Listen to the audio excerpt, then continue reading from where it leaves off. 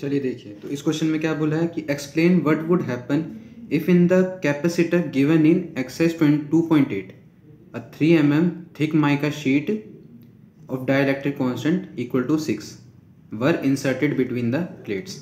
अब इस क्वेश्चन को हमने एक्सरसाइज 2.8 अपने 8th क्वेश्चन से मैच किया है, ठीक है, वहाँ से उठा लिया गया है क्वेश्चन। तो वहाँ क्या, उसमें क्या था कि पैरेलल प्लेट कैपेसिटर थे जिनके बीच में क्या थी, एयर थी। 3 mm का उनमें क्या था, डिस्टेंस था, ठीक है। अब वो कह रहे हैं कि हमने कैपेसिटर के बीच में एक 3 mm माइका शीट रख दी, ठीक है, 3 mm माइका शीट डाल दी है। अब उसका डाइलेक्ट्रिक कांस्टेंट कितना है, 6 है। तो देखिए, हमें बोला जा रहा है कि अगर हम जो वोल्टेज दिया गया था 8th क्वेश्चन में, ठीक है, वोल्टेज दिया गया था, उसे अगर हम कनेक्ट करके रखें, ठीक है, तब क्या होगा। और अगर उसी वोल्टेज के सप्लाई को हम डिस्कनेक्ट कर दें तो तब वैल्यू में क्या फ़र्क आ सकता है, ठीक है। तो देखिए, सबसे पहले हम लिखेंगे कि 8th क्वेश्चन में हमें क्या क्या दिया गया था, ठीक है। वहाँ हमारे पास था कि डिस्टेंस कितना था उनके बीच में, डिस्टेंस बिटवीन द प्लेट्स, ठीक है, डिस्टेंस बिटवीन द प्लेट था 3 mm। सप्लाई वोल्टेज हमारे पास था 100 वोल्ट का, ठीक है, सप्लाई वोल्टेज हमारे पास कितना था, 100 वोल्ट का। और जो हमने कैपेसिटेंस वहाँ निकाला था, कैपेसिटेंस, ठीक है, कैपेसिटेंस था हमारे पास 17.71 पिको फेराडे का कैपेसिटेंस था। और वहाँ हमने चार्ज की वैल्यू भी निकाली थी। चार्ज की वैल्यू हमारे पास आई थी 1.771 इंटू 10 की पावर -9 कूलम्स का, ठीक है, चार्ज आया था। या फिर हम कह सकते हैं कि 17.71 इंटू 10 की पावर -10 कूलम्स का चार्ज आया था, ठीक है। तो देखिए, फर्स्ट पार्ट में हमसे क्या बोला कि अगर while the voltage supply remained connected, अगर हम उसी जो हमारा सप्लाई वोल्टेज चल रहा है 100 वोल्ट का, अगर उसे हम रिमेन कनेक्ट मतलब कनेक्टेड ही रखें तो होगा क्या। तो देखिए, तो ए पार्ट है, ए पार्ट में अगर हम क्या बोला उसने कि वोल्टेज सप्लाई क्या रखें, कनेक्ट रखें, तो होगा क्या, देन द वोल्टेज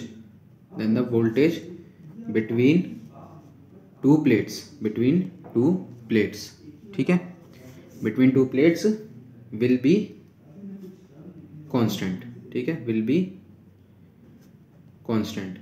अगर हम उस सप्लाई वोल्टेज को कनेक्ट रखेंगे तो वो जो वोल्टेज होगा दो प्लेट्स के बीच में वो क्या रहेगा, कांस्टेंट रहेगा, मतलब चेंज नहीं होने वाला, ठीक है।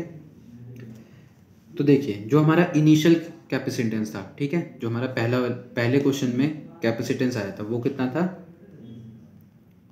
इनिशियल कैपेसिटेंस, ठीक है, सी कैपेसिटेंस हमारे पास था 17.71 पिको फेराडे का था, ठीक है। अब जो हमारा नया कैपेसिटेंस आएगा, ठीक है, जो अब हमारा नया कैपेसिटेंस आएगा वो क्या होगा, नया कैपेसिटेंस क्यों, क्योंकि अब हमने क्या किया है, एक माइका शीट इंसर्ट की है, ठीक है, इंसर्टेड अ 3 mm mica sheet, 3 mm mica sheet, ठीक है, वो हमने इंसर्ट कर दी है, जिसकी के की वैल्यू क्या है, मतलब 6 है, जिसका डाइलेक्ट्रिक कांस्टेंट कितना है, 6। तो अब हमारा न्यू कैपेसिटेंस क्या हो जाएगा, न्यू कैपेसिटेंस, तो न्यू कैपेसिटेंस हमारा हो जाएगा C डैश, ठीक है, C डैश, जिसको हम कह सकते हैं K इंटू C, जो पुराना कैपेसिटेंस इंटू अब जो नया डाइलेक्ट्रिक कांस्टेंट आ गया है, ठीक है। तो K हमारा है 6 और पहले का कैपेसिटेंस है 17.71 पिको फेराडे, जिसकी वैल्यू आ जाएगी 106 पिको फेराडे। मतलब हमारा न्यू कैपेसिटेंस कितना है, 106 पिको फेराडे का कैपेसिटेंस है, ठीक है। तो ये तो आ गया हमारा नया कैपेसिटेंस। इसी के साथ हमारा नया चार्ज भी आएगा, तो नया चार्ज की वैल्यू क्या होगी, देखिए इनिशियल चार्ज हमारा कितना था, 17.71 इंटू 10⁻⁻10 कूलम्स का इनिशियल चार्ज था। तो अब हमें बताना है कि हमारा न्यू चार्ज कितना होगा, ठीक है, न्यू चार्ज। तो जैसे हम जानते हैं कि चार्ज की वैल्यू क्या हो सकती है, C इंटू वी। अब ये V कौन सा है, ये वही V है जो हमने 100 वोल्ट की सप्लाई दी गई है, ठीक है। और ये जो कैपेसिटेंस है, ये कैपेसिटेंस न्यू वाला है, ठीक है। जो नया कैपेसिटेंस आया हमारा, ये उसकी वैल्यू है। और नया चार्ज क्या होगा, Q डैश। तो Q डैश की वैल्यू आ जाएगी हमारे पास 106 इंटू वोल्टेज थी 100 की। तो यहाँ हम कह सकते हैं ये था पिको फेराडे, ठीक है, और ये वोल्ट। तो Q डैश हमारा आ जाएगा 106 इंटू 10⁻⁻12 फेराडे इंटू 100 वोल्ट, ठीक है, 100 वोल्ट आ गया। तो Q डैश हमारा क्या आ जाएगा 1.06 इंटू 10⁻⁻8 कूलम्स का क्या आ जाएगा हमारे पास, न्यू चार्ज आ जाएगा, ठीक है। ये चार्ज कब आएगा, जब हमारा सप्लाई कनेक्टेड रहेगा, रिमेन कनेक्टेड रहेगा, ठीक है, मतलब उसको अभी हमने डिस्कनेक्ट नहीं किया है। तो ये हमारा क्या आ गया, नया चार्ज और नया कैपेसिटेंस भी हमने निकाल लिया, ठीक है। अब हमें बताना है कि बी पार्ट में कि जब हमारा वोल्टेज सप्लाई क्या हो जाएगा, डिस्कनेक्ट हो जाएगा, ठीक है। मतलब बी पार्ट में हमारा क्या है, वोल्टेज सप्लाई इज डिस्कनेक्ट, ठीक है, इज डिस्कनेक्टेड, तब क्या होगा, ठीक है।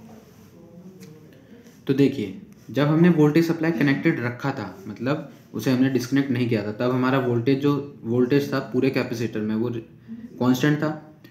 मगर जब हमारा सप्लाई डिस्कनेक्ट हो गया, जब हमारा सप्लाई क्या हो गया, डिस्कनेक्ट, तब हमारा जो चार्ज है, ठीक है, जो हमारा चार्ज है वो क्या रहेगा, चार्ज इज कांस्टेंट, ठीक है। तब हमारा चार्ज क्या रहेगा, कांस्टेंट। मतलब जो इनिशियल चार्ज था वही चार्ज अब रहेगा, ठीक है, वही चार्ज अब रहने वाला है। मतलब क्या कि Q हमारा क्या होगा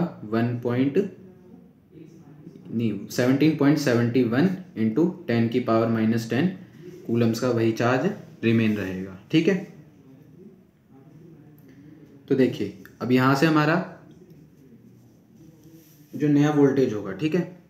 अब देखिए, जैसे वोल्टेज जब डिस्कनेक्ट कर दिया तो चार्ज हमारा क्या रहा, कांस्टेंट।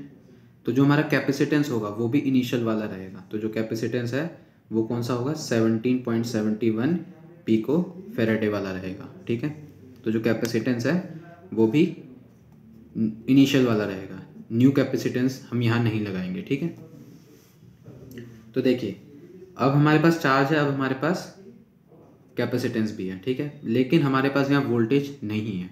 अब हमें क्या फाइंड करना है, यहाँ पर वोल्टेज फाइंड करनी है, ठीक है। तो वोल्टेज के लिए क्या करेंगे, हम कर सकते हैं कि Q/C, ठीक है। ये क्यों आया, जैसा हम जानते हैं कि कैपेसिटेंस क्या होता है, Q/V। तो यहाँ से हमने V का एक रिलेशन निकाल दिया कि V = Q/C, ठीक है। तो देखिए, हमें V डैश चाहिए। तो चार्ज की वैल्यू थी हमारे पास 17.71 इंटू 10⁻⁻10 कूलम्स, और कैपेसिटेंस 17.71 इंटू पिको फेराडे, तो हम इसे लिख सकते हैं 10⁻⁻12 फेराडे, ठीक है। और जब हम इसे सॉल्व करेंगे तो हमारा वोल्टेज कितना आ जाएगा, 16.7 वोल्ट। मतलब हमारा नया वोल्टेज कितना होगा, 16.7 वोल्ट का वोल्टेज होगा हमारे पास, ठीक है, जब हमारा वोल्टेज सप्लाई डिस्कनेक्ट कर दिया गया है, ठीक है। इससे आसान सॉल्यूशन और कहीं नहीं।